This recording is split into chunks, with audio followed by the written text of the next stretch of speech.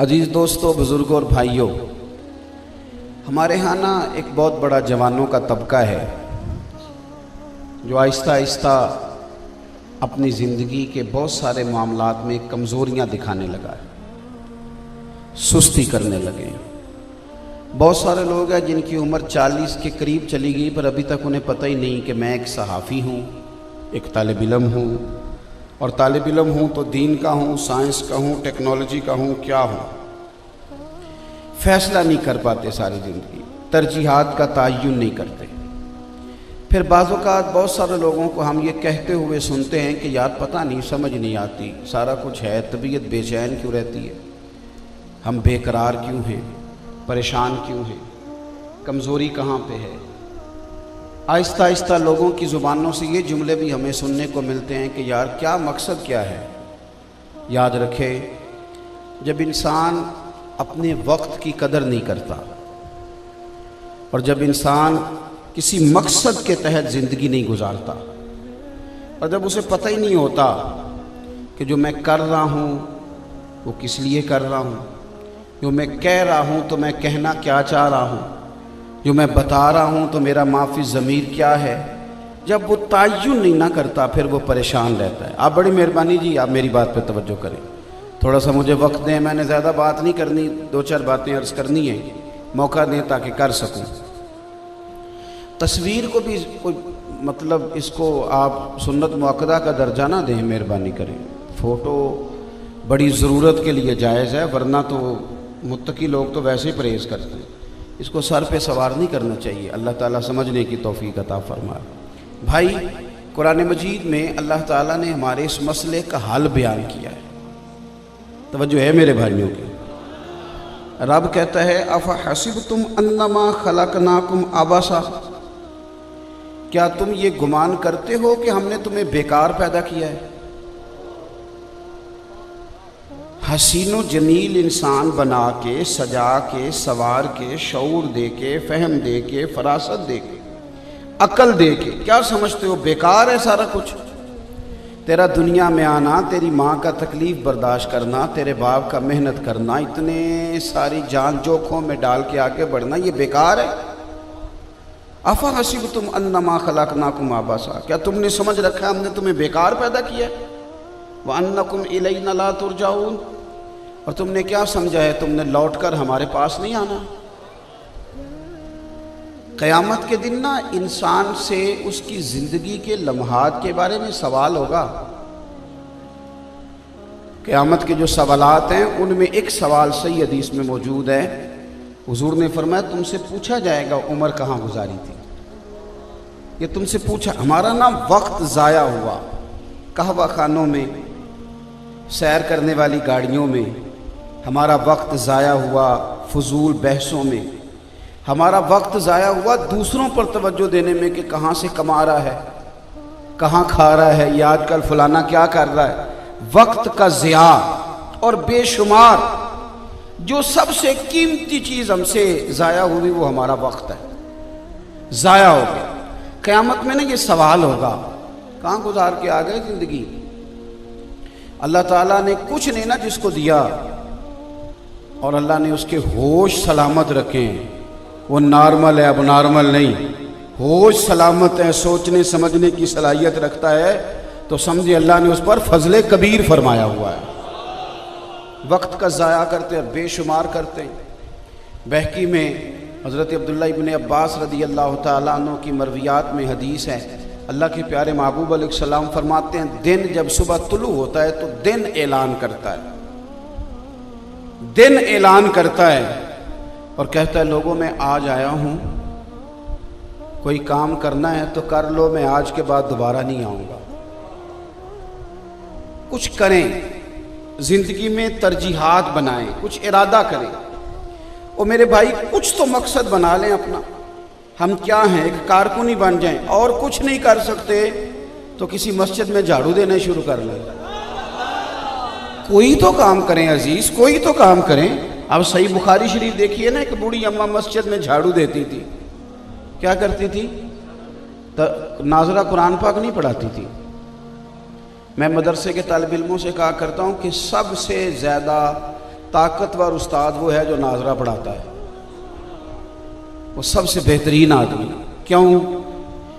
इसलिए कि नाजरा पढ़ने तो हर एक ने आना है, सारे बच्चों ने पढ़ना है। हिफ्ज़ तो कोई करेगा, तर्जुमा, तफसीर, उसूल हदीस, मंतक, फ़िक़्ह, उसूल हदीस, सरफ, नहव, ये तो कोई पढ़ेगा।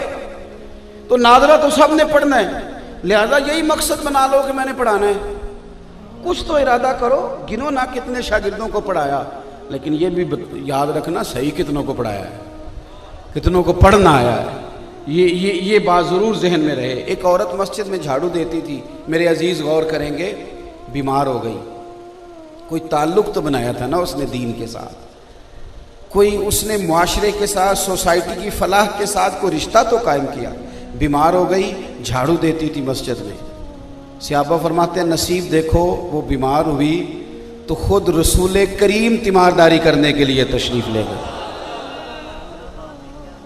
मैंने सुना है वो बन संवर कर मेरी अयादत को आ रहे हैं। हुजूर खुद तशरीफ़ ले गए, हुजूर खुद तशरीफ़ ले गए तीमारदारी करने। करती, ये सही बुखारी में मौजूद है। वो करती क्या थी? मस्जिद में झाड़ू देती।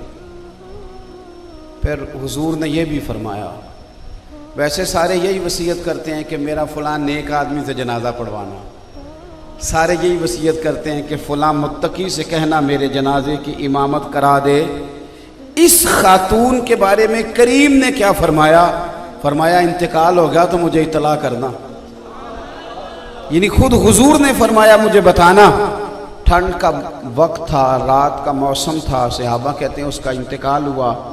हमने हुजूर को तकलीफ़ देना मुनासिब न समझा, उसकी तदफीन कर दी, जनाजा पढ़ा दिया। सुबह हुजूर आए और कहा तुमने मुझे ख़बर क्यों नहीं की? या रसूलल्लाह रात का वक़्त था, तकलीफ़ देना मुनासिब ना जाना। फरमा बताओ फिर उसकी कब्र कहाँ है? कब्र मेरी ते मेरे अपीरा जे कर पावे फेरा। कब्र कहाँ है बताओ ना। सारी दुनिया गुंबद खजरा पे, इस गरीबनी के नसीब देखो, हुजूर इसकी कब्र पे तशरीफ़ ले आए। अल्लाह की सारी रहमतें पहुँच गई। करती क्या थी? बोल के बताएं। नहीं, वादा थोड़ी ले रहा हूँ मस्जिद में झाड़ू देने का। असा तो यही कहना है कारी साहब सफाई क्यों नहीं कराई। मैं वादा थोड़ा ले रहा हूँ आपसे, पर जो कह रहा हूँ वो तो आप करें ना। क्या करती थी वो मस्जिद में? कोई तो इस महफिल का मेहमान खुसूसी कौन है भला? मैं नहीं, मैं तो अभी गया। इस मस्जिद का मेहमान खुसूसी है जिसने यहाँ महफिल से पहले झाड़ू दिया है, दरियाँ बिछाई हैं, ये बंदोबस्त किया। और वो स्टेज पे भी नहीं आया, क्योंकि स्टेज पे आने के लिए भी तो कोई चीज़ चाहिए ना। नोटों वाली दत्ती ज़रा हाथ में हो तो फिर फ्रेंड सीट सही मिल जाती है। तो पता होता है ना अब सोट करनी है तो उनको भी ज़रा, नाथ खां भी कहता है आजा आजा शेर तेरे नाम करना था, तो कहाँ दूर बैठा है, करीब आ। मुझे तो अभी समझ आई है कि इश्क तो सारा तेरे नोटों के अंदर छलांगे लगा रहा। फटाफट करीब बुलाते, माज़अल्लाह ताला, अल्लाह समझने की तौफीक दे। हुजूर सल्लल्लाहु अलैहि वसल्लम कब्र पे गए। वैसे तो दूसरा जनाजा जायज़ नहीं, इस शर्त पे जायज़ है कि अगर वारिस ने न पढ़ा हो, मैयत के वली ने न पढ़ा हो तो दूसरा जनाजा जायज़ है। हुजूर तो खुद वारिस है ना सारी उम्मत के, और फिर शारे हैं, हुजूर मुख्तार हैं, इख्तियार रखते हैं। वो मस्जिद में झाड़ू देती थी, कोई मकसद तो था ना। कोई बाबा साहब ने कहा था उठ ना फरीदा सुते आ, चल झाड़ू ही दे मसीत। ओए तू सुते रब जागदा तेरी डाडे नाल परीत। कुछ तो करना, उठ ना फरीदा सुते आ, चल खलकत वेखनी जा। मते कोई मिल जाई बख्शिया ते तुम ही बख्शिया जा। कहते कुछ कर, ये सारी जिंदगी फैसला ही ना करना, पता ही कोई नहीं क्या है। इकबाल कहते हैं ढूंढता फिरता हूँ मैं इकबाल अपने ही आप को, आप ही गोया मुसाफिर, आप ही मंजिल हूँ मैं, वक्त को ज़ाया ना करें। हुजूर कब्र पे गए और कब्र पे खड़े होकर फरमाया बनाओ ना सफ़े, मैं इसका खुद जनाजा पढ़ाऊंगा। कब्र नूर पे दोबारा जनाजा पढ़ाया। अपनी ज़िंदगी मैं देखता हूँ कि हमारी मिल्लत के जवान मोबाइल को कितना वक़्त देते हैं। कभी कभी दिल खून के आंसू रोता है। आपकी ना बहस में उलझ गए, फजूल बहसें जिनका कोई मकसद नहीं, फजूल बहस। हर बंदे से बहस करनी चाहिए कोई हमें? हर आदमी के साथ। कुछ के बारे में कुरान ने यह भी कहा है कि भाई ख़ातबहुमुल जाहिलून क़ालू सलामा, कुछ को निरा सलूट भी करना चाहिए। एक तो अपनी ज़िंदगी को बेमकसद ना गुजारें। आप कोई मकसद बनाएं, आप बड़े कीमती हैं, जिसको रब ने बनाया और सजाया है बड़ा सोना ही बनाया है अपनी ज़िंदगी। और दूसरा फिर तरजीहात का तयन, कोई मकसद हो, कोई मकसद हयात हो। हज़रत मौला अली शेर खुदा 9 साल या 13 साल या कमो बेश उम्र थी जब अल्लाह के महबूब अलैहिस्सलाम ने तमाम रिश्तेदारों को इकट्ठा करके कहा था मैं अल्लाह का रसूल हूँ, कौन दीन के मामले में मेरी मदद करेगा। सादिक और अमीन सारे कहते थे, पर साथ चलना काम ही ज़रा मुश्किल है। वो जो सादिक और अमीन कहने वाले थे वो चुप कर गए सारे, तो हज़रत मौला अली खड़े हुए। ये एक मकसद बनाया छोटी उम्र में, कहा या रसूलल्लाह मैं दीन की मदद भी करूँगा और मैं आपकी हिफाजत भी करूँगा। हज़रत अली ने वो मकसद बनाया मिल्लत के जवानों। फिर शेर खुदा ने मकान भी कोई नहीं बनाया। निकाह से पहले, सैयदा पाक से निकाह से पहले मस्जिद में सोया करते थे। फरमाते थे दुनिया को 3 तलाकें दे दी हैं, हर मैदान में पहली साफ में नजर आए। एक मकसद हयात है ना कि बस दीन की मदद करनी है। पहली साफ में 63 साल उम्र मुबारक थी, दाढ़ी मुबारक के बाल सफ़ेद हो गए। कूफे का शहर था, हाथ में छड़ी थी। इमाम सयूती फरमाते हैं कि फजर के वक़्त लोगों के दरवाज़ों पे दस्तक देते थे, उठो सलातु खैरुम मिनन नौम, उठो नमाज का वक्त आ गया। दस्तक देते थे, खंजर मारा जालिम ने। चाहिए था ना पुत्र को आवाज़ देते, चाहिए था ना कोई वसीयत करते, कोई बात करते, कुछ नहीं कहा। चूँकि एक वादा किया था ना हमने, वो वादा किया था 9 साल 13 साल की उम्र में दीन की मदद का। तो आज जब खंजर लगा तो जुबान से पता क्या निकला, फरमाने लगे फुज़ तो बेरब्बिल काबा, लो भाई मेरा वादा पूरा हुआ, रब्बे काबा की कसम मैं कामयाब हो गया। लै सजना असा तोड़ निभाई ते असा जान भी दिती ते रात तेरे। अपनी जिंदगी में मकसद बनाए, फिर उस मकसद पे कुर्बान हो जाए। ये क्या बात हुई सारी जिंदगी तय ही कुछ ना करना। वहाँ वक़्त कई लोगों से पूछे ना यहाँ क्या कर रहे हो, नहर किनारे बैठे हैं, पार्क में क्या कर रहे हो, कहते टाइम पास कर रहा हूँ। मैं कहता हूँ जितनी कीमती चीज़ थी वो आपको पास करनी पड़ गई है।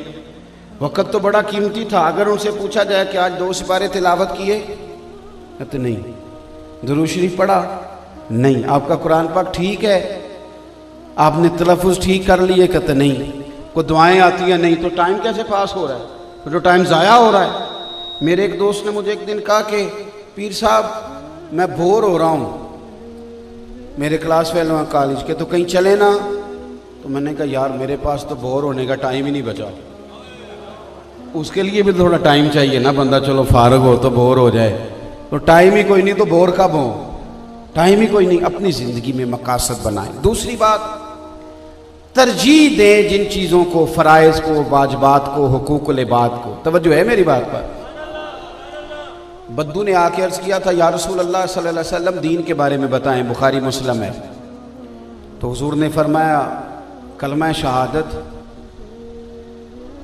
नमाज वक्त पे अदा करना, रमज़ान के रोज़े रखना। ये मिशकात किताबुल ईमान में भी रवायत मौजूद है। रमज़ान के रोज़े रखना, फिर फरमाया ज़कात देना, हज करना, ये दीन है। उसने अर्ज़ की हुजूर मुझे कसम अल्लाह की, इसमें ना कमी करूँगा ना कोई इजाफा करूँगा, यानी मैं फ़राइज़ वक्त पे सही अदा करूँगा।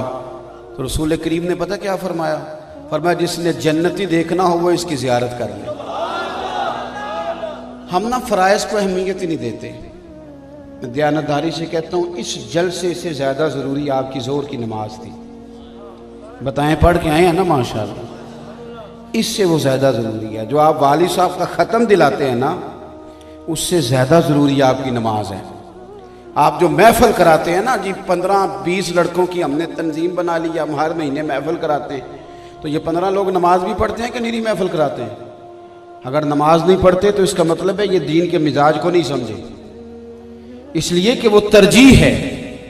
तरजीह आपके फ़राइज़ हैं, तरजीह वाजिबात हैं, तरजीह सुन्नत मुआक्कदा है। दर्जा बदर्जा चीज़ें आएंगी। ऐसे नहीं होगा कि आप मुस्तहब्बात पे जोर देंगे और फ़राइज़ को आप भूल जाएंगे। फिर उससे अगली बात, तरजीह हुकूकुल इबाद है। आपकी और मेरे अहले खाना की जिम्मेदारी हमारे जिम्मे है, किसी गैर के जिम्मे नहीं है। बीवी ने अपने खामंद के साथ दवाई लेने जाना है, वो किसी गैर के साथ कैसे जाएगी? और अपने आप को वो आसानी में कैसे महसूस करेगी जब आप उसको टाइम ही नहीं दे पा रहे? हमने अपने घर वालों को पैसे दिए हैं, हमने अपने घर वालों को कपड़े खरीद के दिए हैं, वक्त नहीं दिया हम अपने बच्चों को। हमारे बच्चे ज़रूर हैं, दोस्त नहीं। वो तो कई दफ़ा बदअकीदा को दोस्त बना लेते हैं। वो तो बदमज़हब दोस्त मिल जाए, दुख सुनने वाला होना चाहिए। हम वक्त ही नहीं देते, घर में टाइम ही नहीं। आप अपने घर के अंदर जब वक्त देते हैं, अपने बच्चों के साथ वक्त बिताते हैं, वो अपनी बातें आपसे शेयर करते हैं, तो आहिस्ता आहिस्ता आप महसूस करते हैं कि उनके अंदर जो कमजोरियां थी वो दूर होने लगी। बुखारी मुस्लिम में आपको हदीस मिलेगी, एक नौजवान ने अर्ज किया, रसूल अल्लाह सल्लल्लाहु अलैहि वसल्लम, मेरा नाम जिहाद में लिखा गया है, गज़वे में, और मेरी बीवी हज करने जा रही है। तवज्जो है मेरे भाइयों की, वो जा रही है हज करने, उस पर हज फर्ज होगा, और मेरा नाम गज़वे के लिए लिखा गया। हुक्म क्या है? अब जिहाद पे जाना, गज़वे पे जाना, और फिर हुजूर की निगरानी में जाना, कितनी बड़ी फजीलत की बात है। लेकिन भाई मेरे करीम ने क्या फरमाया? हुजूर ने फरमाया, तू गज़वे से, जिहाद से नाम कटवा और अपनी बीवी का महरम बन के ना हज करने जा। तेरे लिए वो उसके साथ कौन जाएगा? वो ऐसे जाएगी, उसके साथ जा, उसको टाइम दे, उसके साथ वक्त गुजार, वो तेरी जिम्मेदारी है। तो अपनी जिम्मेदारी का एहसास कर। हम ना अपनी जिम्मेदारियों से जान छुड़ाते हैं, दूसरों पे डाल। ओहो हो, मेरा बच्चा बड़ा खुश है। किसके पास है? कहते दादा अबू के पास। वो बड़ा खुश है जी, वो मैंने नहीं कभी मुंह लगाया बच्चे को, वो तो रहता है अपने चचा के साथ। भाई आप जान छुड़ा रहे हैं जानबूझ के, आप वक़्त नहीं देना चाह रहे। हज़रत अक़रा बिन हाबिस रज़ी अल्लाह तआला अन्हु फरमाते कि मैं हुजूर की बारगाह में हाजिर हुआ तो नबी पाक अलैहिस्सलाम अपने नवासों के साथ, बच्चों के साथ खेल रहे थे, प्यार कर रहे थे। तो हमारे यहाँ बहुत सारे लोग ये जुमला फ़ख्र से कह देते हैं, कहते मैंने भी कह दिया या रसूलल्लाह, मैंने नहीं कभी बच्चों को इतना वक़्त दिया। आप तो बड़ी तवज्जो कर रहे हैं, करम फरमा रहे, मैंने नहीं कभी दिया। कहते पता है हुजूर ने जवाब में क्या कहा? हुजूर फरमाने लगे, अगर खुदा ने तेरे दिल से रहमत निकाल ली है तो मैं क्या करूं, मुझे तो रहमत लिल आलमीन बनाया है। करम ही निकल गया तेरे दिल से, तो अपने बच्चों को ही वक्त नहीं देता। तुझे पता ही नहीं कि मैंने घर के अंदर बैठना था, थोड़ा टाइम देना था। अपने मकासद को, अपनी तरजीहात को जाने, उसको समझें। आप अपने औकात का तयन करें। आपके घर में बड़ा काम रह गया है जो हमारे करने वाला था, बड़ी सारी चीजें हैं। आपको पता है कितना सारा दीन हमें सैयदा आयशा सिद्दीका ने दिया है। सैयदा आयशा सिद्दीका रज़ी अल्लाह ताला अन्हा का किरदार निकाल दिया जाए तो दीन में से बहुत सारी चीजें खत्म हो जाएं।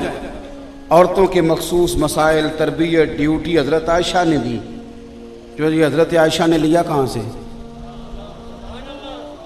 इसका मतलब है हुजूर ने हमें बताया है कि अगर बीवी को पढ़ाना पड़े तो पढ़ाया भी करो, और बीवी अगर शौहर को कोई सिखा सकती हो तो उसे भी सिखाना चाहिए, अपने अपने हुकूक। और फिर चौथी बात, एक तो बेमकसद ना वक्त गुजारें, दूसरा फ़राइज़ को अहमियत दें, तीसरा जो हमारी जिम्मेदारियां उनका, और चौथी बात यह कि हुकूकुल इबाद का मसला नाजुक है। ये मसला नाजुक है। आपका सारा हुलिया मजहबी लोगों जैसा हो और आप घर जाके कहें बल्ले बल्ले मेरे उस्ताद बड़े ही अच्छे हैं, क्या बात है, मेरे पीर साहब से बड़ा है ही कोई नहीं। लेकिन बीवी को गाली दें तो एक मिनट में कह देती है, ए दसे है तेनों पीरा ने ये सबक पढ़ाते हैं उस्ताद तेरे, तो आपने तो ज़ीरो कर दिया अपने उस्ताद को भी, मुर्शद को भी। अगर आप धोखा दें अपने पार्टनर को और आप उसको कई दफ़ा सुना चुके हो मेरे मुर्शद बड़े कामल हैं, तो वो कहेंगे उन्होंने तुझे ये नहीं बताया काम दयानतदारी से करना चाहिए। बताइए कहते हैं कि नहीं कहते? अगर आपका लबो लहजा सख्त हो तो फौरन कह देते हैं तेरे उस्ताद ने, तेरे बुजुर्ग ने तमीज़ नहीं सिखाई। तरजीहात को देखें। हुकूकुल इबाद का मसला नाजुक है, हम ना चीज़ों को समझते नहीं। मैंने कई दफ़ा देखा है, ताल्लुक बनाने से आगाज़ में हम और होते हैं और बन जाए तो और होते हैं, बात शुरू करें तो रंग और होता है, और जब वो मंतकी अंजाम की तरफ जाए तो अंदाज और होते हैं। इस तरह ना करें, ये अंदाज ठीक नहीं। हुकूकुल इबाद का मसला नाजुक है। इमाम गज़ाली इहयाउल उलूम में लिखते हैं, हज़रत उमर फ़ारूक रज़ी अल्लाह ताला अन्हु तशरीफ़ फरमाते तो एक शख्स ने किसी की तारीफ़ शुरू कर दी। इस तरह हमारा रवैया है ना, हम तारीफ़ करते हैं तो बड़ी बेजा करते हैं। मैं स्टेज पे दयानतदारी से कहता हूँ बावजू, मेरे बारे में जब लोग अलकाबात बयान कर रहे होते हैं तो मैं परेशान होता हूँ। मैं कहता हूँ कि चूँकि कोई नहीं जानता मुझे, तो मैं तो अपने आप को जानता हूँ ना। तो आप एक बस नाम काफ़ी होता है, इससे भी काम चल ही जाता है। आप अलकाबात के नीचे जब लोगों को दबा देते हैं तो खुशामद करने वाले की भी फिर आदत हो जाती है और सुनने वाले को भी मज़ा आने लग जाता है। आहिस्ता आहिस्ता फिर नफ्स आदी होता है, फिर जो तारीफ़ ना करे बुरा लगता है। फिर बंदा लगता है शायद ये मेरा मुखालिफ है, इसने तो कोई जुमला ही नहीं कहा तारीफ़ में। आप इन चीज़ों से बाहर आएँ, बेजा तारीफ़ भी नहीं और बेजा तनकीद भी नहीं। आप प्यार करें, मोहब्बत करें, खुलूस का मुजाहरा करें, और ये चीज़ें दिल से ताल्लुक़ रखती। हज़रत उमर के सामने किसी बंदे ने किसी की तारीफ़ कर दी और बड़ी कर दी, तो ये हज़रत उमर थे ना, ये हज़रत उमर थे ना, इनके पैमाने बड़े मजबूत और तगड़े थे। तो सैयदना फारूक आज़म फरमाने लगे तो उसकी बड़ी तारीफ़ कर रहा है, तो उसका पड़ोसी है का हुजूर नहीं। फरमाया उसके साथ सफ़र किया है और उसकी हुजूर नहीं। फिर तीसरी बात की, फरमाया दिरहम और दिनार का लेन देन किया है, हुजूर नहीं। तो अमीरुल मोमिनीन फरमाने लगे ये हज़रत उमर ने कहा है, मैं नहीं कह रहा, हज़रत उमर ने। आप फरमाने लगे अच्छा तुमने उसे नमाज पढ़ते देख लिया होगा। फरमाया खाली नमाज पर गवाही ना दे, पहले लेन देन कर ले। जो बंदा मुआमलात का साफ होता है, सही मानों में वो बंदा साफ होता है, इसके मामलात साफ हैं, लेन देन के मामलात में ठीक है। जो लोगों के साथ रवैयों के ताल्लुक से ठीक है, अपनी तरजीहात ठीक करें, वक्त का कभी ज़िया ना करें। अगर हमारे बुजुर्ग वक्त ज़ाया करते ना तो हज़ार किताब आज हमें कभी ना दे के जाते। अगर हमारे बुजुर्ग वक्त ज़ाया करते तो इतनी बड़ी तफसीर की मुजल्दात हमारे पास मौजूद ना हो।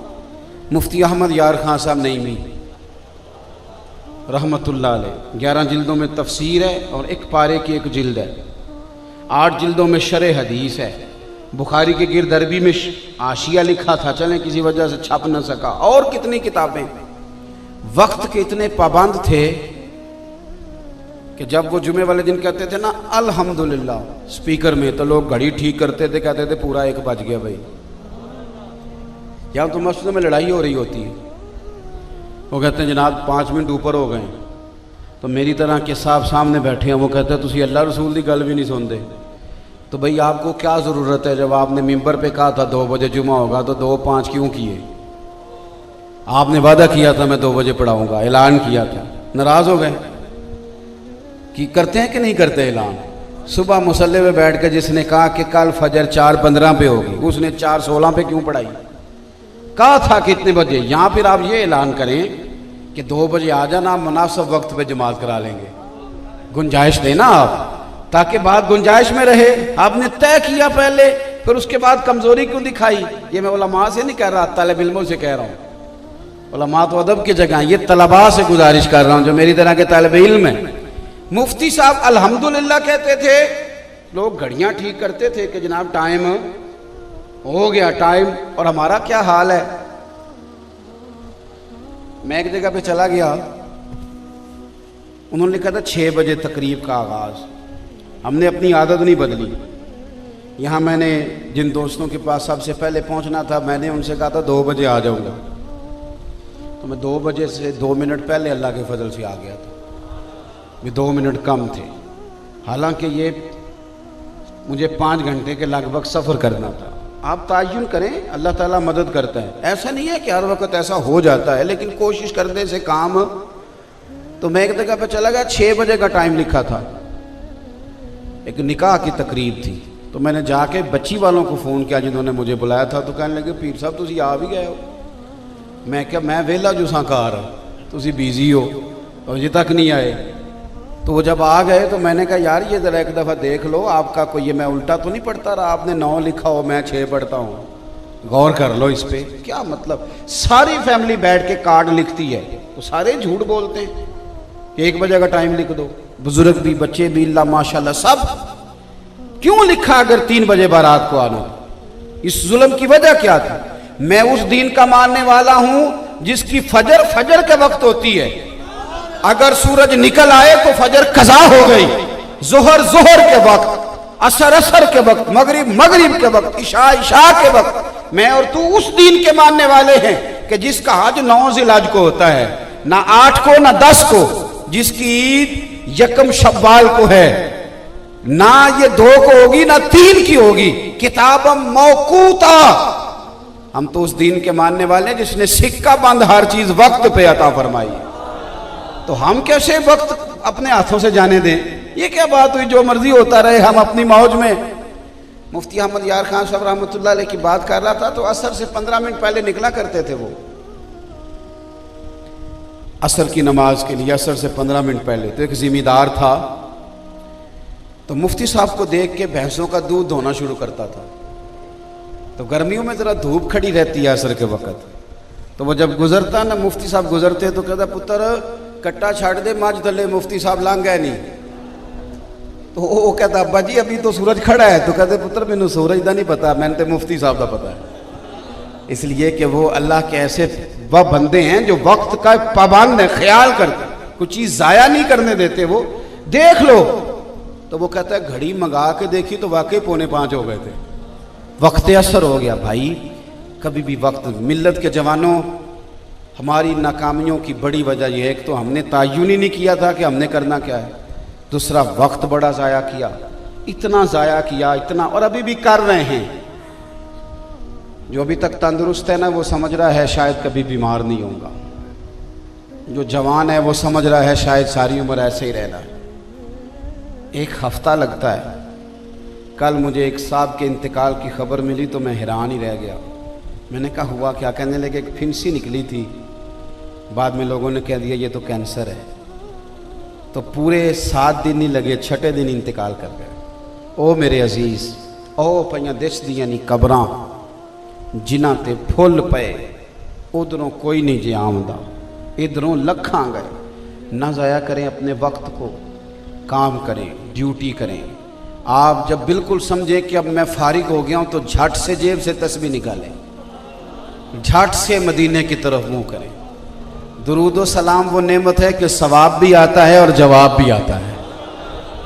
आप इस पर तवज्जो करें। आप कुरान मजीद की तिलावत पर। एक बात करता हूँ आखिर में और अपनी बात को समेटता हूँ। हज़रत सैयदना उस्मान गनी रज़ी अल्लाह ताला अन्हु फरमाते हैं चिलचिलाती धूप थी मदीना मुनव्वरा में, दोपहर का वक्त था। तो मैं अपनी छत पर किसी काम के लिए चढ़ा तो मैंने देखा सामने एक शख्स ऊँटों को हाँकता हुआ आ रहा है।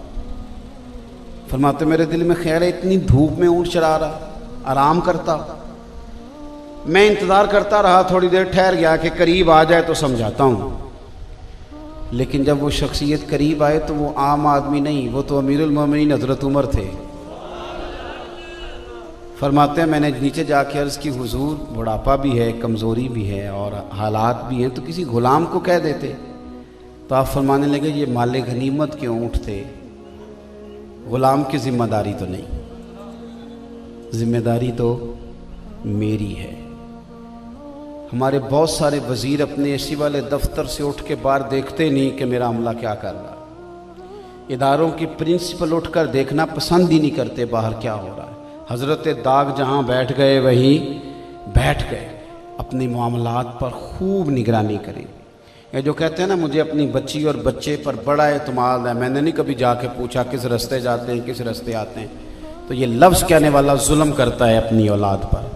जब बंदे को पता हो मुझे कुछ देखने वाला है तो वो ज़रा सही रहता है, वो ज़रा मजबूत रहता है। अपनी ज़िम्मेदारियों का एहसास करें, वक्त को ज़ाया न करें। अल्लाह के हुजूर दुआ है कायनात का मालिक हमारे हाल पे रहमत करे, इतनी गर्मी में इतने सारे लोग आए हैं, अल्लाह ताला एक एक को एक एक कदम पे करोड़ों नेमतें अता फरमाए।